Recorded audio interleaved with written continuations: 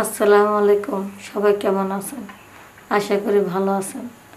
এখন আপনাদেরকে যে গল্পটা শোনাবো সেটা কোনো সিনেমার গল্প না, সেটা আমার জীবনে ঘটে যাওয়ার একটি ঘটনা।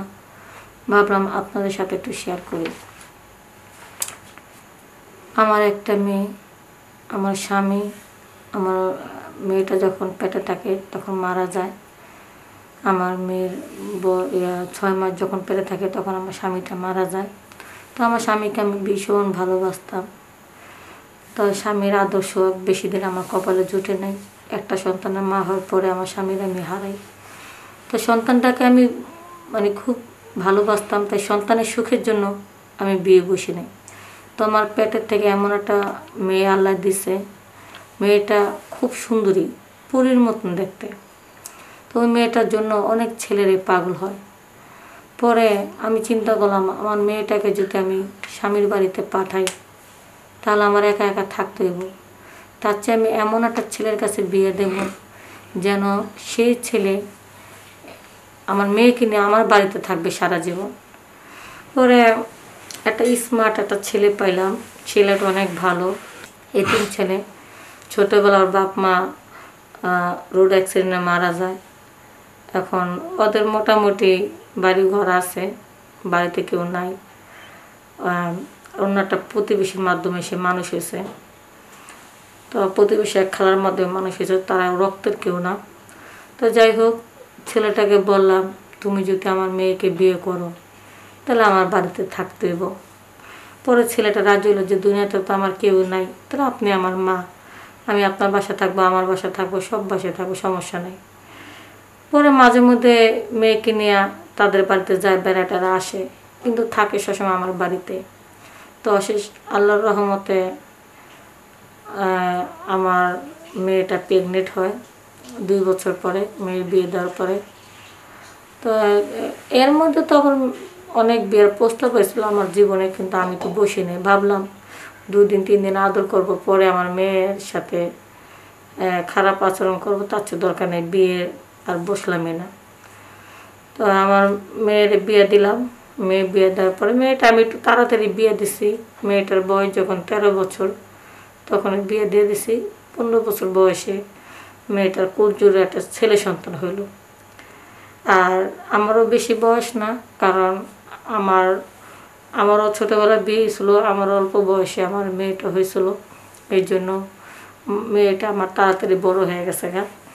তো আমি নানি যেহেতু হয়েছি, জুয়ান বয়সে নানি হয়েছি, আমি একটা বুড়া মানুষ না, জুয়ান বয়সে। কারণ অল্প বয়সে আমার বিয়ে হয়েছে, অল্প বয়সে আমার মেয়ে হয়েছে, আবার মেয়েটাকে আমি অল্প বয়সে বিয়ে দিছি।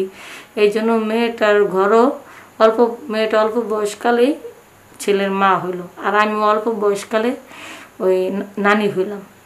এখন আমার একটা ফুটফুট একটা নাতি হয়েছে। নাতিটাকে আমি নিজের হাতেই এই পাল্টাছি। মেয়ের মানুষ, প্রথম বাচ্চা হয়েছে, হয়তো আর বুঝতেছে না। তা আমি তেল তুল ডইলা দিতেছি, নাতিটা সেবা করতেছি। ছোট বাচ্চা যখন ছুটি ঘরে যখন বাচ্চাটার আমি তেল মালিশ করি, তখন ওর জিনিসটার প্রতি আমার খেয়াল আসলো যে নাতি হিসাবে তো নাতির যন্ত্রটা অনেক বড় হয়েছে। কারণ কিছু কিছু বাচ্চাগো যন্ত্র অনেক বড় থাকে, আবার ছোট থাকে। যাদেরটা বড় হাদেরটা জন্ম থেকে বড় হয় এমনিতে। তখন দেখলাম যন্ত্রটা অনেক বড়। পরে এভাবে দেখতে দেখতে নাতিটা বড় হয়ে গেল, বা 5-6 বছর হইল।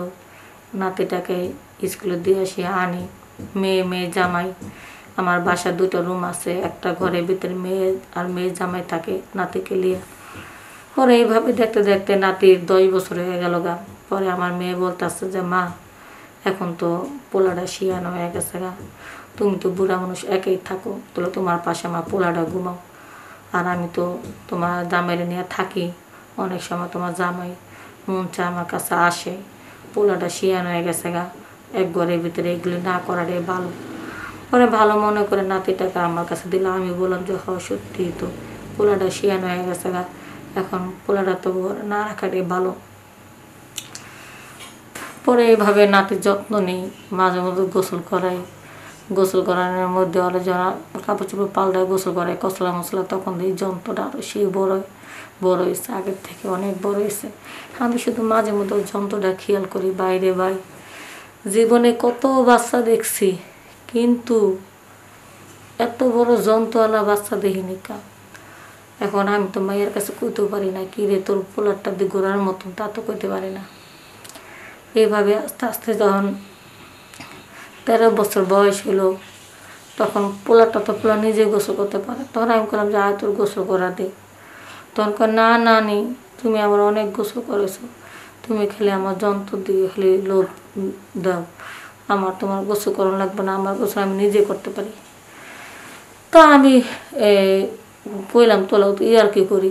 তো একদিন সত্যি ওর গোসল নিজে করতেছে, নিজের খাওয়া দাওয়া নিজে করতেছে। এখন তো বড় হয়ে গেছে গা, এখন তো আর আমার সেবা লাগে না। পরে এইভাবে গোসল করতেছে, দিন চলতে লাগলো। পরে একদিন নাতি তো সবসময় আমার পাশেই ঘুমায়, রাত্রেবেলা একটু লুঙ্গি পরে ঘুমায়। তো হঠাৎ করে একদিনকার এই লুঙ্গি পরে ঘুমাইছে, ফ্যানের বাতাসে নাতির লুঙ্গিটা আর কি আর তার মুখটা ডাইকা গেছে গা। যখন মুখটা ডাইকা গেছে গা, তখন আর কি ওই আমারও আবার প্রসাবের একটু চাপ ধরছে, ওয়াশরুমে যামু। রাত 2টা বাজে আমার ঘুমটা ভেঙে গেছে গা। পরে আমি দেখি যে নাতির এই অবস্থা, লুঙ্গিটা বাতাসে উইরা একবার নাতি মুখটা রেখে গেছে গা। তখন যন্ত্র তো আমি সেই ছড়ি করে দেখছিলাম, আর 10 বছর বয়সে দেখছিলাম। 13 বছর বয়সে তার যন্ত্র অবস্থা, ওই জিনিসটার অবস্থাকে সেটা তার আমি দেখিনি। বাইরে 13 বছর বয়সে যখন আমি দেখলাম, আমি কি আর ঠিক আছি, আমি কি আর দুনিয়াতে আছি। এত সুন্দর একটা জিনিস নাতিরা দিছে। পরে আমি চিন্তা করলাম জিনিসটা কি থাপা মাইরা ধরুম কি ধরুম না, আবার নাতির ঘুমটা ভেঙে গেলে কি মনে করবো, থাকগা আজকে খালি চায়া চায়া দেখি। এখন নাতিটা আমি সারা রাত ভরে চায়া চায়া দেখলাম যে তিরিং তিরিং করে নাচতেছে, ফাল পারে, একটু পর পরে ফাল পারে, চুমুকের মতন করে ফাল পারে। সারা রাত দেখতে দেখতে আমার মন একেবারে নষ্ট হয়ে গেল গা। তো নাতির আবার পছন্দ মতন খাবার আমি রান্না করি। নাতির যে সমস্ত আচরণ, যে সমস্ত ব্যবহার, যে সমস্ত খাওয়া দাওয়া যেটা পছন্দ করে সব রেডি। নাতি আমার কইতাছে, নানি তুমি না খুব ভালো, আমার পছন্দ মতো খাবার রান্না করে দাও, আমার সেবা করে দাও, আমার কাপড় চোপড় করার আগে ধুয়ে দাও, ময়লা হয়েছে কিনা সব ঠিকঠাক মতো গুছা দাও। আসলে তুমি খুব ভালো মনের মানুষ। কয়দিন নাতির মনের ভিতরে আমি হানলাম। আমি যে কয়দিন মন জোগাড় চলতেছে কিসের জন্য, এটা তো আপনারা বুঝতেই পারছেন। কারণ রাত্রে বেলা যদি অত সুন্দর জিনিস দেখি, নানি কি আর ঠিক থাকতে পারে? নাতিরটা দেখে আপনার এই কন। পরে এইভাবে আরও মাসখানি গেল গা। যাওয়ার পরে এখন নাতি দেখো, ওই নানু ভাই তোমার নানা তো, তোমার মা যখন আমার পেটে আসলো 6 মাস, তখন আড়াইছি, তখন যে আমার কি কষ্ট হয়েছে। তোমার নানা আমার বাসার করে কি মজাটা যে দিছে নাতি, ইচ্ছা মতো মজা দিছিল। সেই মজা সেই যে বাসার ঘরে পাইছি, এতটা বছর হয়ে গেছে আর পাই না। কত বেড়াতে আমার মজা দিতে চাইছে, কিন্তু আমি তোমার মার মুখের দিকে তাকাইয়া আমি কোনো বেড়ান্তের কাছে যাই নাই। কারণ বেড়ান আমার আদর করবো, তোমার মারে কি আর দেখতে পারবো? সৎ বাবা কি আর সৎ পোলাহানে দেখতে পারে? তাই তো আমি কারোর সাথে কোনো সম্পর্কতে জড়াই নেই। পরে পরে আমি মনে করো এই আবিয়ে তো রয়ে গেলাম। এখন নাতি তুমি যে মাঝে মধ্যে ঘুমাও, তোমার যে লুঙ্গিটা উঠা যায়, তুমি কি বুঝতে পারো? নানি তুমি আবারও সেই কথা কইতাছো। আহা নাতি, তোমার তো কপাল ভালো, তোমার এত সুন্দর জিনিস দিচ্ছে আল্লাহ।